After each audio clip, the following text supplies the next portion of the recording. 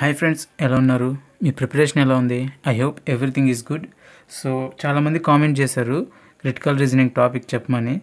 So అందుకని నేను start చేశాను క్రిటికల్ రీజనింగ్ టాపిక్ మొత్తం కలిపి ఒక ప్లేలిస్ట్ చేస్తాను.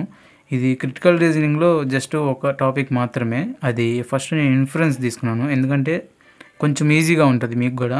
మనకు ఫస్ట్ టైం మన ఛానల్ విజిట్ చేస్తే వెంటనే సబ్స్క్రైబ్ చేసుకొని పక్కనే ఉన్న బెల్ ఐకాన్ ఆన్లో పెట్టుకోండి. ఈ వీడియోని లైక్ చేసి అలానే మరికొంతమందికి షేర్ చేయండి. అలా చేస్తే నాకు కొంచెం మోటివేషన్గా ఉంటుంది ఇంకొన్న వీడియోస్ చేయడానికి. ఇంకా లేట్ చేయకుండా వీడియోలోకి వెళ్తే, ఫస్ట్ స్టేట్మెంట్ అండ్ ఇన్ఫరెన్స్. అసలు క్రిటికల్ రీజనింగ్ని ఎలా ట్యాకిల్ చేయాలనేది ఫస్ట్ స్టేట్మెంట్లో రాశాను నేను. దాన్ని నేను ఫస్ట్ చదువుతాను అండ్ దెన్ దాన్ని ఎక్స్ప్లెయిన్ చేస్తాను. First you have to study the statement thoroughly, then analyse and bring some logical answer to it. దాని మీనింగ్ ఏంటంటే, ఫస్ట్ మీరు ఇచ్చిన స్టేట్మెంట్ని చదవాలి అండ్ దెన్ అర్థం చేసుకోవాలి బాగా. దాన్ని అనలైజ్ చేసి ఒక కంక్లూజన్కి రావాలి. ఫస్ట్ మీరు వచ్చిన తర్వాత కింద ఏమి ఇచ్చాడనేసి చూడాలి. ఐ మీన్ ఇన్ఫరెన్స్ ఇవ్వచ్చు, లేదా కంక్లూజన్ ఇవ్వచ్చు, లేదా ఎజంప్షన్ ఇవ్వచ్చు, ఏదైనా కావచ్చు. ఇక్కడ మనం ఇన్ఫరెన్స్ అంటే ఏందో చూద్దాము. It is a piece of information which can be logically deducted from the one or more statement. అంటే ఏం లేదు, ఇదొక పీస్ ఆఫ్ ఇన్ఫర్మేషన్ స్టేట్మెంట్లోంచే తీసుకోవాలి. ఈ ఇన్ఫరెన్స్కి ఎజంప్షన్కి ఒక చిన్న స్లైట్ డిఫరెన్స్ అనేది ఉంటుంది. అదేంటంటే, ఇన్ఫరెన్స్కి బౌండరీస్ ఉంటాయి. అంటే స్టేట్మెంట్ వదిలి బయటికి వెళ్ళకూడదు. బట్ ఎజంప్షన్ అలా ఉండదు. యూ కెన్ గో ఎనీవేర్, అంటే ఎంత దూరమైనా ఆలోచించవచ్చు. బట్ ఇన్ఫరెన్స్ అలా ఉండదు. ఫస్ట్ స్టేట్మెంట్లోంచే తీసుకోవాలి, ఇంకా బయటికి వెళ్ళి అంత ఆలోచించకూడదు అనమాట. క్వశ్చన్స్ చెప్తే ఇంకొంచెం మీకు అర్థమైంది. ఫస్ట్ మనం క్వశ్చన్స్లోకి వెళ్దాము. సో ఇక్కడ statement, the change in the taxing system is not only beneficial for regulating and monitoring the flow of money, but also a fundamental move towards creating a more transparent financial system. So ఏదైనా ఒక సిస్టంలో ఇలా change చేస్తున్నారు అంటే, so there is some loop holes. ఆ loop holes వల్ల change చేయటమో, లేకపోతే అది ఓల్డ్ అయిపోవటం వల్ల, లేదా కొత్త పద్ధతులు ఏదైనా తీసుకురావటం వల్ల చేంజ్ తీసుకొస్తారు సిస్టంలో. సో అలానే ఇక్కడ ట్యాక్స్ సిస్టంలో బెనిఫిషియల్ అంటే రెగ్యులేటర్గా బెనిఫిషియల్ కాకుండా ట్రాన్స్పరెంట్ ఫైనాన్షియల్ సిస్టమ్. సో ఈ సిస్టంలో లూప్ హోల్స్, ట్రాన్స్పరెంట్ అంటే మనకి క్లియర్గా, అంటే లూప్ హోల్స్ ఏం లేకుండా ఉండటం కోసం ట్యాక్స్ సిస్టమ్ని ఒకసారి చేంజ్ చేస్తున్నారనమాట. సో ఇక్కడ నుంచి మనం ఇన్ఫరెన్స్ చూద్దాము. The previous tax system had loop holes to conceal the flow of money. ఇందాక చెప్పినట్టు నేను చెప్పాను కదా, అలానే ప్రీవియస్ ట్యాక్స్ సిస్టంలో లూప్ హోల్స్ ఉండటం వల్ల ఆ ట్యాక్స్ సిస్టమ్ని చేంజ్ చేస్తున్నారు. సో తీసుకోవచ్చు మనం. సెకండ్ ఇన్ఫరెన్స్ చూద్దాం. The new tax system AIIMS at removing the loop holes that made laundering of money possible. నేను అదే ఇందాక కూడా చెప్పాను, ఏదైనా లూప్ హోల్స్ ఉండటం వల్లే ఆ ట్యాక్స్ సిస్టమ్ని చేంజ్ చేస్తారు. సో ఇక్కడ కూడా ఆ లూప్ హోల్స్ని తొలగించడం కోసం ఆ ట్యాక్స్ సిస్టమ్ని ఇంట్రడ్యూస్ చేస్తున్నారు, కొత్త ట్యాక్స్ సిస్టమ్ని చేంజ్ చేస్తున్నారు.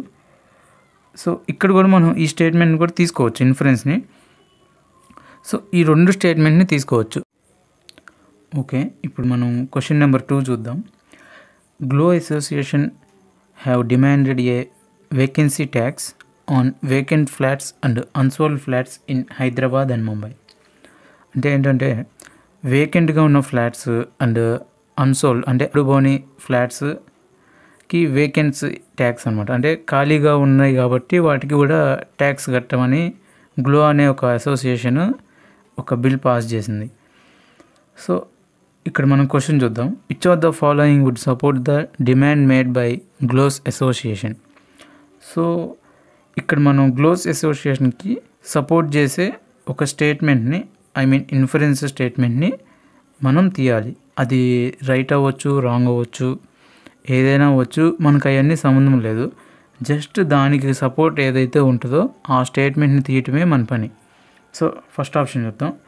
House owners to have demanded for laws that make it easier to evict gloss who default on rent payment. ఇక్కడ ఏంటంటే, ఎవరైతే పిటిషన్ వేశారో గ్లో అసోసియేషన్, నేను చెప్తుంది, వాళ్ళకి మళ్ళీ అగెనెస్ట్గా ఇంకొక పిటిషన్, వాళ్ళు ఇంకోటి ఏదో డిమాండ్ చేస్తున్నారు. సో దీన్ని సపోర్ట్ చేస్తుందా అంటే గ్లో అసోసియేషన్ని? లేదు, ఎందుకంటే హౌస్ ఓనర్స్ దీన్ని అపోజ్ చేసినట్లు లెక్క వస్తుంది. సో ఈ స్టేట్మెంట్ కాదు. Such a tax law would difficult to implement. ఇక్కడే మనకు అర్థమైపోద్ది ఆ ట్యాక్స్ ఇంప్లిమెంట్ అవ్వకూడదు అని అంటున్నారంటే ఇది ఖచ్చితంగా దానికి అపోజ్ అయ్యే statement. As it would be difficult to record the number of vacant flats in the city. అంటే ఇది ఒక రీజన్ చెప్తున్నారు. అంటే అన్ని ఫ్లాట్స్ని ఎతకడం అనేది, వేకెంట్ ఫ్లాట్స్ని ఎతకడం అనేది కష్టం అని చెప్పి ఒక రీజన్ అనేది చెప్పుకొస్తూ డిఫికల్ట్ అని చెప్తున్నారు. సో ఇది కూడా దాన్ని అపోజ్ చేస్తున్నట్లు లెక్క, దానికి ఫేవర్గా లేదు. సో ఇక్కడ థర్డ్ ఆప్షన్ చూద్దాం. People with surplus money buy many houses and rent these out while many consumers cannot afford even their first house. ఇది స్టేట్మెంట్ కరెక్టే, బట్ దానికి అపోజ్ చేయట్లేదు, అలానే దాన్ని సపోర్ట్ కూడా చేయట్లేదు. ఇది దానికి అవసరం లేని స్టేట్మెంట్ అనమాట. ఇక్కడ మనం ఫోర్త్ ఆప్షన్ చూద్దాం. The number of vacant flats in Mumbai and Hyderabad is much lower than the other cities like Delhi and Bengaluru where vacancy tax already exist. So ఇది కూడా అపోజ్ చేస్తుంది. ఎలా అంటే ఇక్కడ వేకెంట్ ఫ్లాట్స్ తక్కువ ఉన్నాయని అక్కడ ట్యాక్స్ వేయకూడదు అనేది ఎంతవరకు correct of view of gloss association. So ఇది దాన్ని అపోజ్ చేస్తున్నట్లు లెక్క. అంటే ఢిల్లీ బెంగళూరులో ఎక్కువ ఉన్నాయి వేకెన్సీ ఫ్లాట్స్, ఇక్కడ తక్కువ ఉన్నాయి, ఇక్కడ ఎందుకు వేయాలి అని చెప్తుంది అనమాట ఈ స్టేట్మెంట్. సో ఎందుకు వేయాలి అలా అనేది చెప్తుంది, అది దాన్ని అపోజ్ చేస్తున్నట్లు లెక్క. ఫిఫ్త్ ఆప్షన్ ఒకసారి చూద్దాము. Such tax would compel the house owners to sell rent properties which in turn would control hoarding and sky rocketing property prices.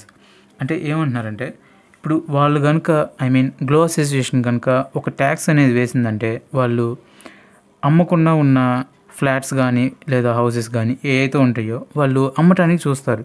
ఎందుకంటే వేకెంట్గా ఒకదానికి ట్యాక్స్ కడతాం అవసరమా అనే ఒక మైండ్ సెట్ని క్రియేట్ చేస్తారు. సో అందుకని వాళ్ళు హౌస్ని అమ్మేయటానికి చూస్తారనమాట, లేదా ఫ్లాట్ని. అలానే sky rocketing property prices, control hoarding and sky rocketing property prices. అంటే దీని గురించి ఒక చిన్న ఎగ్జాంపుల్ చెప్తాను. మీకు స్టాక్ మార్కెట్ కనుక ఐడియా ఉంటే, మనం ఒక 10 రూపాయలు పెట్టి ఒక స్టాక్ కొన్నామంటే ఖచ్చితంగా దాన్ని మనం లాభానికి అమ్మాలని చూస్తాము, అంతేగాని నష్టానికి అమ్మకూడదు. బట్ ఎందుకు అమ్ముతామంటే అది డిమాండ్ వచ్చేదాకా ఉంచుతాం మన దగ్గర. ఇది కూడా సేమ్ అదే లాజిక్. వాళ్ళు ఏంటంటే హౌస్ ఓనర్స్ ఏం చేస్తారంటే ఫ్లాట్స్ని డిమాండ్ వచ్చేంత వరకు వాళ్ళ దగ్గర ఉంచుకొని డిమాండ్ వచ్చాక దాన్ని డబుల్ ప్రైస్కి ట్రిపుల్ ప్రైస్కి అమ్మేస్తారు. సో అలా జరగకూడదు అని గ్లో అసోసియేషన్ ఏం చేసిందంటే వేకెన్సీ ట్యాక్స్ అని ఒకటి వేసింది. అలా ఉంటే ఏంటంటే అనవసరంగా ట్యాక్స్ వేసుకోవడం దేనికో, ఎప్పుడో పెరిగేదానికి అని చెప్పి వీళ్ళు ముందుగానే అమ్మేయటానికి చూస్తారు. సో డిఫరెన్స్ ఏదైతే ఉందో మన స్టేట్మెంట్ని సపోర్ట్ చేస్తుంది అనమాట. అంటే ఇది right answer. Next third question చూద్దాం. ఇక్కడ నేను చెప్పే ముందు ఒకసారి మీరు పాజ్ చేసుకొని ఒకసారి క్వశ్చన్ని ట్రై చేయండి, అప్పుడు మీకు కొంచెం ప్రాక్టీస్గా ఉంటుంది. ఫస్ట్ మనం క్వశ్చన్ చూద్దాం. All novels are books, there are some anthology books. ఇది సిలారిజం లాగా ఉంది, బట్ ఇలా కూడా ఇస్తాడు. Identify the correct inference from the following, consider the above statement. Okay, all books are novels అంటే ఆల్ బుక్స్ ఆర్ నవల్స్ అంటే లేదు, ఎందుకంటే all novels are books and there are some anthology books. అంటే anthology కూడా books ఉన్నాయి, novels కూడా books ఉన్నాయి. So అందుకని ఆల్ బుక్స్ ఆర్ నవల్స్ అవ్వదు. All the novels are collections of poetry చెప్పలేదే, అలాంటి స్టేట్మెంట్ ఏం చెప్పలేదు. సో మనం అది తీసుకోకూడదు. సమ్ బుక్స్ ఆర్ నవల్స్, ఇదే కరెక్ట్ ఆన్సర్. ఎందుకంటే ఇప్పుడు బుక్స్ యాంథాలజీ కూడా ఉన్నాయి, అలానే నవల్స్ కూడా ఉన్నాయి. సో కొన్ని బుక్స్ నవల్స్ కూడా ఉన్నాయి కాబట్టి అదే ఆన్సర్ అయింది. సమ్ నవల్స్ ఆర్ బుక్స్, ఇది ఫుల్లీ రాంగ్ స్టేట్మెంట్. ఎలా అంటే ఇక్కడ ఆల్ నవల్స్ ఆర్ బుక్స్ అని వాడే చెప్తున్నాడు కాబట్టి మళ్ళీ సమ్ నవల్స్ ఆర్ బుక్స్ అని ఎలా చెప్తాం? సో అది wrong. None of the above. Already ఇది థర్డ్ ఆప్షన్ కరెక్ట్ అయింది. సో ఇలానే ఉంటాయి ఇవి, కొంచెం ఇది ఈజీ ఇది. Next question.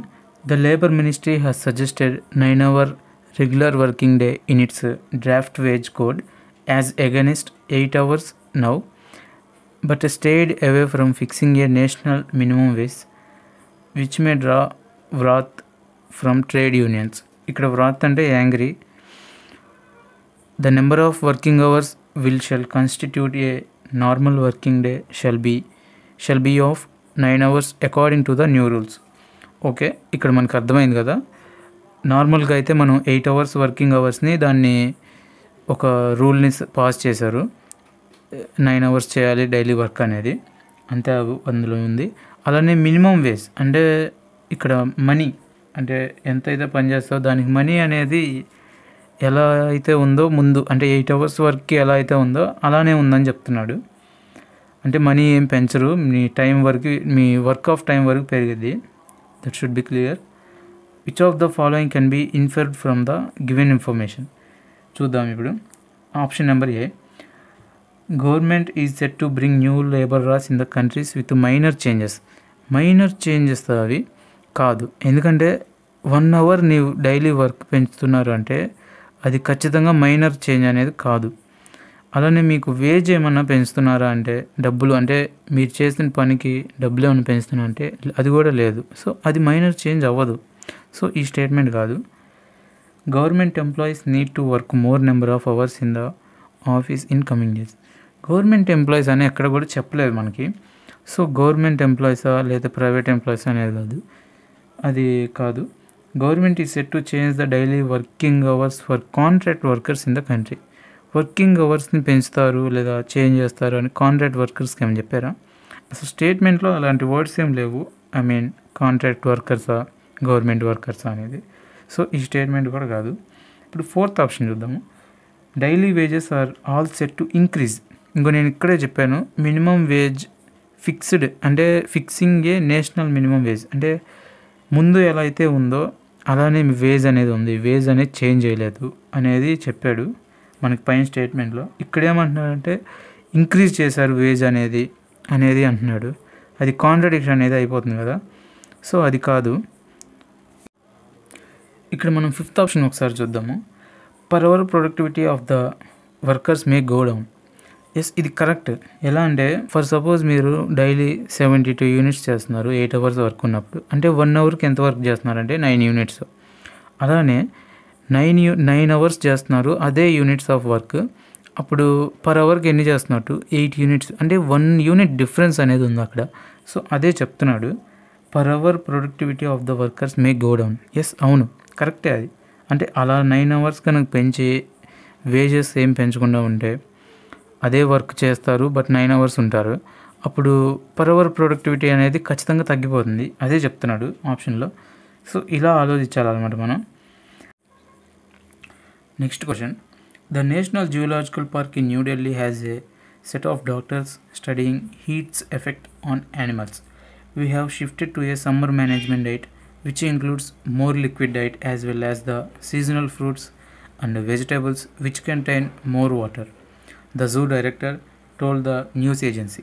అంటే దీని మీనింగ్ ఏంటంటే జూలాజికల్ పార్క్లో యానిమల్స్ ఉంటాయి కదా, వాటి సమ్మర్లో మనకి ఎలా అయితే డీహైడ్రేట్ అయిపోతామో అలానే కొన్ని జాగ్రత్తలు ఎలా అయితే తీసుకుంటామో అలానే పార్క్లో ఉన్న యానిమల్స్కి కూడా సేమ్ అలానే అవి డాక్టర్స్ స్టడీ చేస్తున్నారు దాని గురించి ఎలా అనేది. సో ఇక్కడ ఏం అడిగాడో చూద్దాం question. Which of the following cannot be inferred from the given information. ఇక్కడ మనం క్వశ్చన్ బాగా చూడాలి, అందుకే కెనాట్ బి ఇన్ఫర్డ్ అన్నాడు. మామూలుగా జనరల్గా ఏం అడుగుతాడంటే ఇన్ఫర్డ్ అని అడుగుతాడు, బట్ కెనాట్ బి కూడా అడుగుతాడు.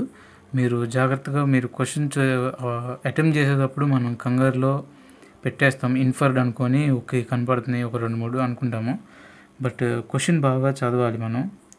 ఇక్కడ మనం ఫస్ట్ ఆప్షన్ చూద్దాం. In zoos animals depend on people to cope with stressful situations such as extreme weather. ఇక్కడ దీని నుంచి చూస్తే ఇక్కడ యానిమల్స్ అనేవి ఇబ్బంది పడుతున్నాయి సమ్మర్ వల్ల, అదైతే fix. So depend on people అవుతున్నాయి కదా, ఖచ్చితంగా డిపెండ్ అనేది అవుతున్నాయి. ఎవరి మీద? హ్యూమన్స్ మీద. అది ఇన్ఫర్డ్ అనేది వస్తుంది దాని నుంచి. సో ఈ ఆప్షన్ కాదు, ఎందుకంటే కెనాట్ బి అడిగాడు కాబట్టి ఈ ఆప్షన్ కాదు. సెకండ్ ఆప్షన్ చూద్దాం. Animals too can fall sick, faint or suffer heart strokes. Yes, నిజమే కదా, సేమ్ మనం ఎలాగో అవి కూడా అలానే, అందుకే డాక్టర్స్ చెకప్ అవన్నీ ఉండేది. డైట్, సమ్మర్కి డైట్, సపరేట్ డైట్, సేమ్ అలానే. సో ఇది కూడా కాదు, ఎందుకంటే ఇది మనం స్టేట్మెంట్లో సిక్ అవుతుంది అని చెప్పాడు. సో అందుకని ఇది కాదు. Next juice initiate A special management plan to keep animals hydrated. So ఇది కూడా ఇన్ఫర్డ్ అనమాట ఇది, బట్ మనకి కెనాట్ బి ఇన్ఫర్డ్ కావాలి. ఇక్కడ ఇన్ఫర్డ్ ఎందుకైందంటే వాళ్ళు స్పెషల్ మేనేజ్మెంట్ ప్లాన్ అనేది వాళ్ళు వేస్తున్నారు డాక్టర్స్తో చెకప్ చేయించి. సో ఇది ఇన్ఫర్డ్ అవ్విద్ది, నాట్ ఇన్ఫర్డ్ అవ్వదు. So this year the country witnessed record summer temperature with a heat wave starting early. So దానికి దీనికి సంబంధం ఏంటి? అసలు యానిమల్స్కి దానికి అసలు సంబంధం లేదు. సో ఇది అవ్వదు, ఇది కెనాట్ బి, అంటే ఇది మన ఆన్సర్ అవ్విద్ది. ఒకసారి లాస్ట్ ఆప్షన్ చూద్దాం. Wild animals are not affected by the sudden change in climate. So ఇది కూడా కెనాట్ బి ఇన్ఫర్డే, ఎందుకంటే అక్కడ సడన్ చేంజ్ వల్ల డ్యామేజ్ అవుతుంది అండ్ వాటికి హీట్ వేవ్స్ వల్ల ఇబ్బంది ఉంది అని స్టేట్మెంట్లో చెప్తున్నాడు, బట్ ఇక్కడ లేదని చెప్తున్నాడు. సో ఇది కాంట్రడిక్ట్ అయిపోతుంది. సో ఇది కెనాట్ బి ఇన్ఫర్డ్ కింద వస్తుంది. సో ఈ రెండు ఆన్సర్ కింద వస్తాయి అన్నమాట. డి అండ్ డి ఆన్సర్, ఈ రెండు వస్తాయి. సో ఈ 6th క్వశ్చన్ వచ్చేసి మీకు హోంవర్క్, మీరు ఒకసారి మొత్తం చదవండి. ఇక్కడ ఆప్షన్స్ కూడా ఉంటాయి. ఈజీ క్వశ్చన్ అనే పెట్టాను, ఒకసారి మొత్తం చూసుకోండి. ఈజీ క్వశ్చనే. మీరు నాకు ఏ విషయం అనేది నాకు కామెంట్ బాక్స్లో చెప్పండి. వీడియో మొత్తం చూశారు కదా. ఇప్పుడు ఈ వీడియో మీకు ఒకవేళ నచ్చిందంటే లైక్ చేసి కామెంట్ చేయండి బాగుంది బ్రదర్ అని. ఒకవేళ మీకు నచ్చలేదు, కంటెంట్ నేను చెప్పే విధానం నచ్చలేదు, లేదా కొంచెం వీడియో స్లో ఉంది, ఇలా అనిపించిందంటే మీరు don't hesitate to comment. Just మీరు కామెంట్ చేయండి. నేను నెక్స్ట్ వీడియోలో ఏంటంటే ఇంకొంచెం అప్డేట్ అవుతాను. కొంచెం ఫాస్ట్గా చెప్తానికి అండ్ క్లియర్గా చెప్తానికి. అండ్ ఏ విషయం అనేది ఖచ్చితంగా కామెంట్లో తెలపండి నాకు. మీరు అలానే ఒకవేళ నచ్చలేదంటే డిస్లైక్ కూడా చేయండి. అప్పుడు అలా చేస్తేనే నాకు తెలుస్తుంది నెక్స్ట్ వీడియోలో మారవాలి, కంటెంట్ నచ్చట్లేదని. Thank you for watching.